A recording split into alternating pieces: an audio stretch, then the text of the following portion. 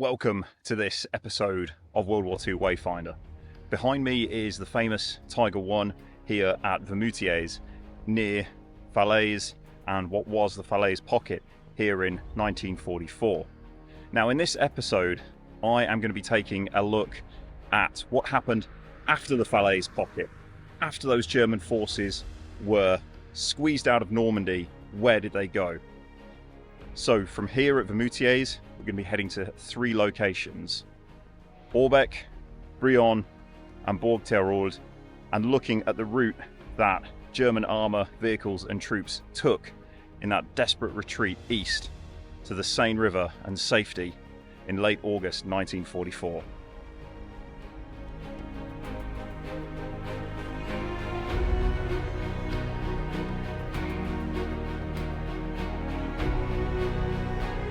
Welcome to Orbec. Now I've travelled several kilometres east from the Tiger 1 at Vermoutiers, and it's going to be here where we start our then and now journey looking at the German retreat here in August 1944. Now Orbec and Brionne and Bourg-Thérèse were all liberated by the Canadian Army during the war, but we're not looking at their role here today. We are just purely focusing on the then and now photos taken by the German Kriegsberichter, the war correspondent, Kurth from Propaganda Company 698 during the retreat here after the collapse of the Falaise Pocket and then that mad rush that the German forces made as they headed east toward the Seine and relative safety.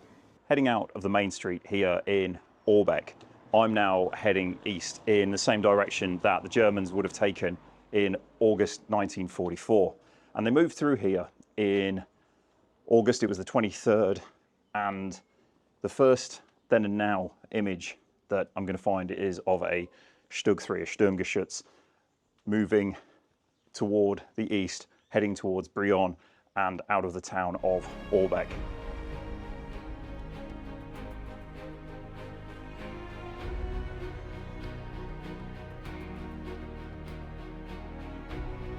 The Sturmgeschütz, the assault gun that was so brilliantly used by the Germans, and considering a lot of German armour had a lot of faults, the Stug really wasn't in that league. It was low to the ground, well armoured and heavily gunned later on in the war, and a fantastic vehicle.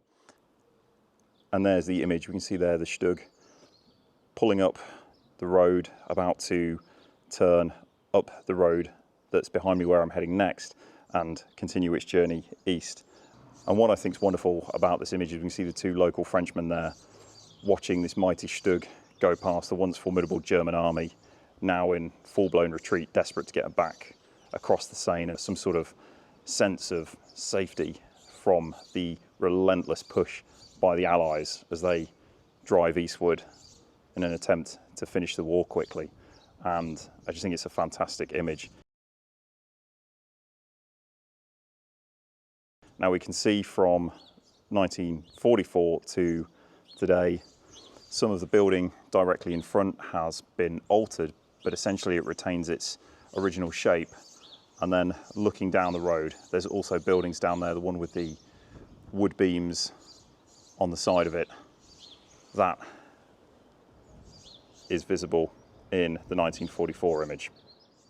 So from that first image here in Orbec, I'm going to head up the street to the next spot where Kurth took a load of excellent images documenting the withdrawal back toward the Seine. The last thing I remember is looking up and seeing those RAF Typhoons. When I heard them screaming up ahead, I thought, geez, I'm glad they're on our side.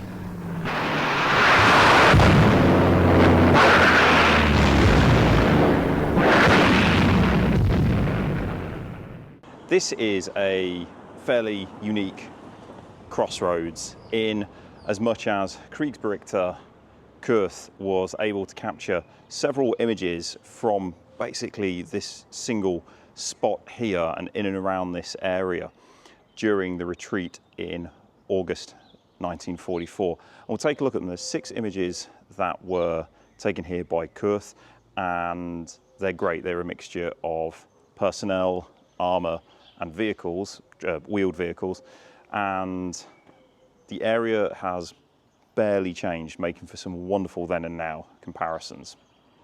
The first image is this great shot of potentially an SS Schwimmwagen covered in natural foliage to try and hide itself from all the Jarbos, all the Allied fighter bombers.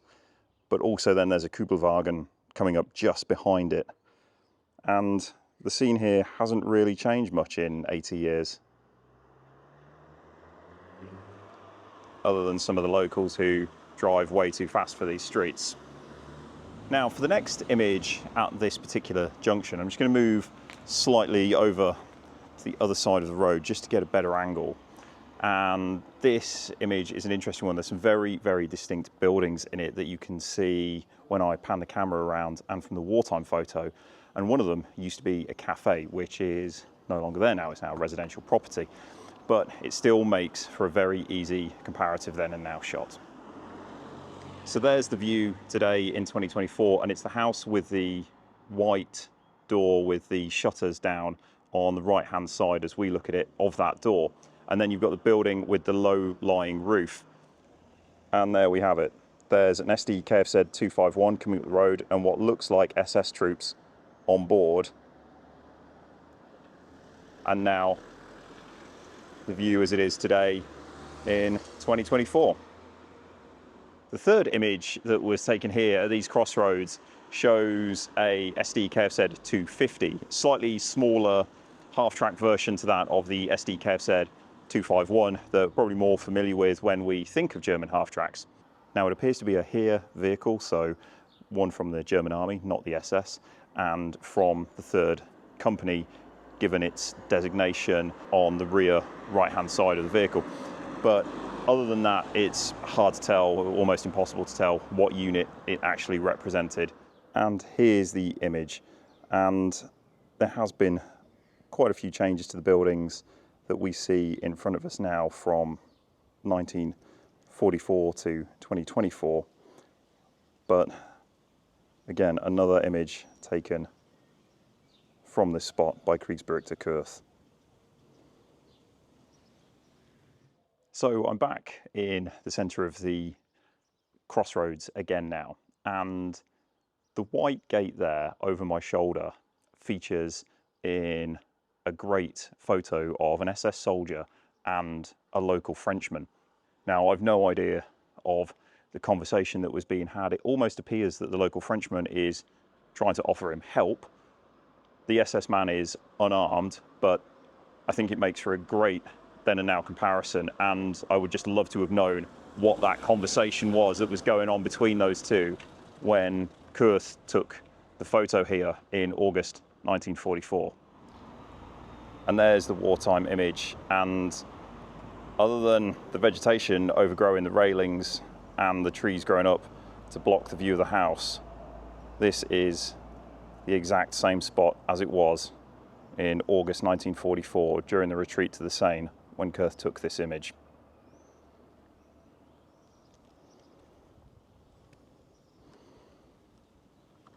Even down to the original steps leading in to the garden. It's really quite interesting, quite fascinating to see how little this particular spot has changed.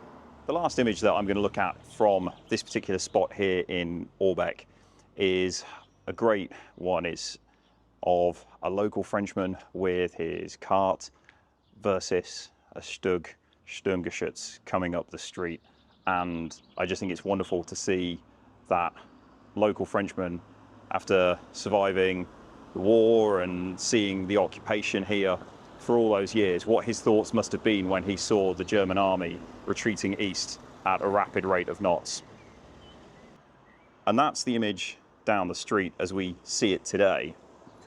And that is the wartime photo there. And I would love to have seen the expression on that Frenchman's face, just to get a penny for his thoughts at seeing all this German armour and vehicles rushing headlong east, desperately trying to make it back to the Seine and to some sort of safety. Now, to get the comparison shot, it's a little bit difficult given the road network, but roughly It's that. And I think it's great to see just how little this part of Orbec has changed in all those years.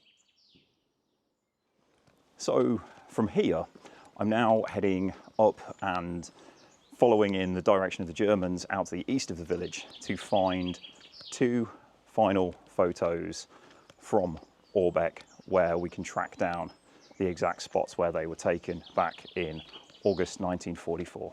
So I've walked about 100 meters up the road from where Kurth took those other images that we just looked at, and I've come to the junction basically, which is the main east-west road that runs from Orbec to Brionne and Bourg Tirol and to the Seine.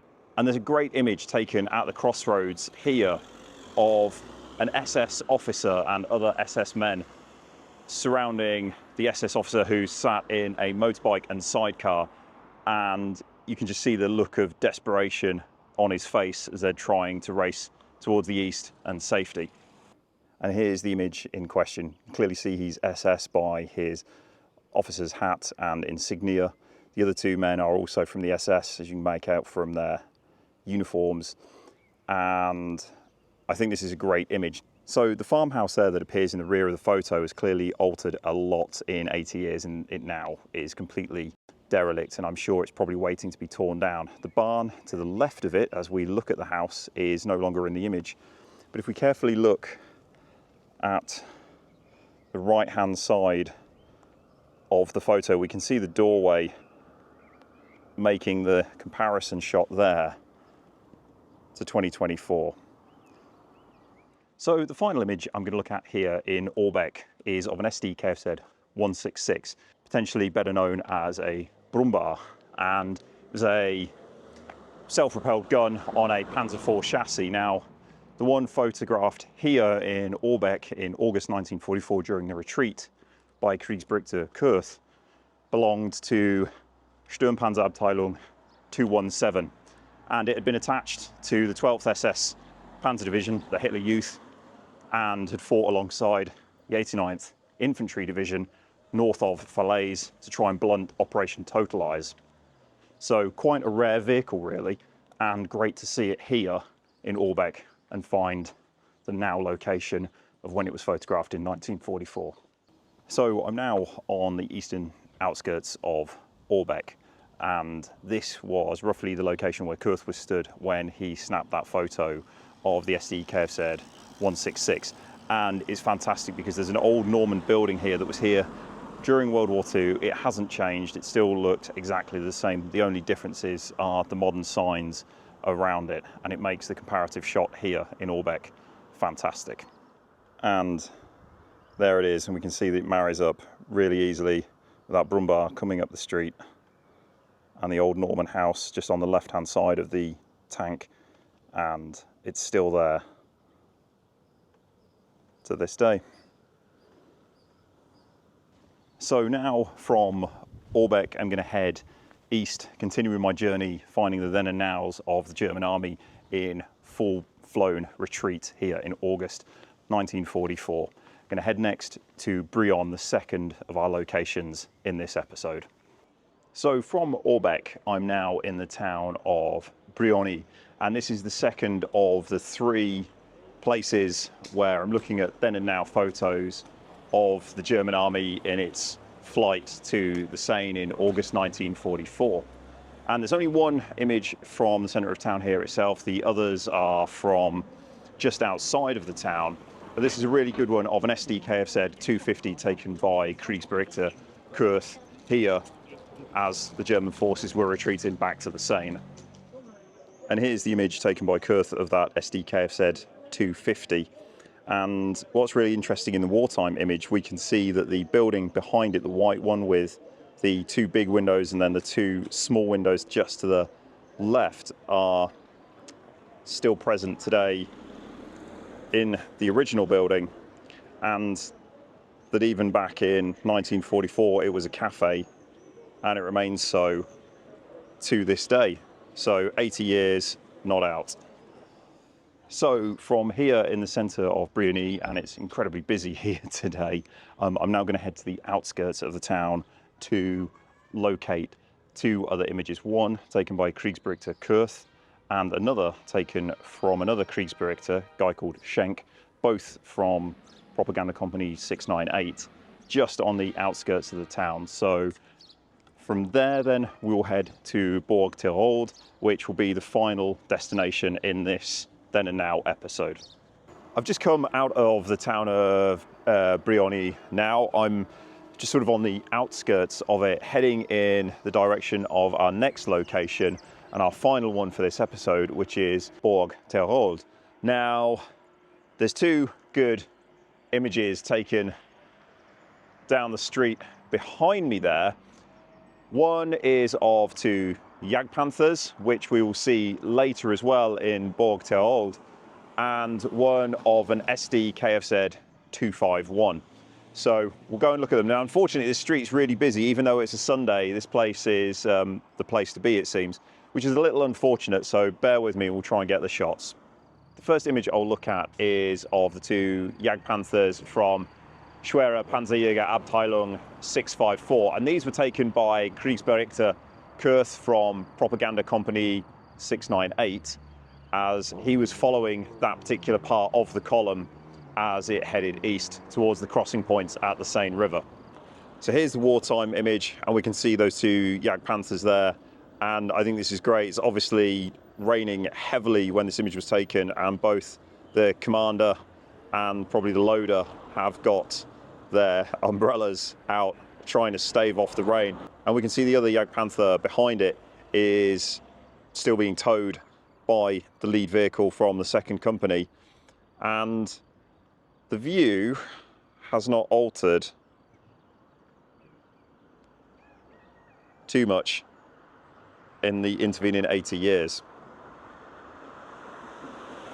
So the second and final image from here before we head on to Borg Tirol was taken, again, roughly in the same spot, but by a different Kriegsberichter. This one was by the name of Scheck, and it was taken, again, looking in the same direction as the photo taken by Kurth, but this is looking at a 251, an SS marked SD KFZ 251, towing a PaK 40 anti-tank gun. And there's the image in question. You can see from the number plate that it's an SS SD KFZ, and you can see just about in the image that there's a set of wheels behind the main tracks. So, and we know from other photos taken of this particular vehicle by Scheck that it was towing a PaK 40 anti-tank gun. And I just take a couple of steps rearwards, we can see the view today again remains largely the same. Although of note from the wartime image, there is a house that is now absent from the picture just behind where the crewman is standing. That house is no longer present. So from here in Brionne, we're going to head to Borg Tirol, continuing the journey east, following the route that the column of German armour, trucks and troops would have been taking as they raced toward the Seine to escape the Allies.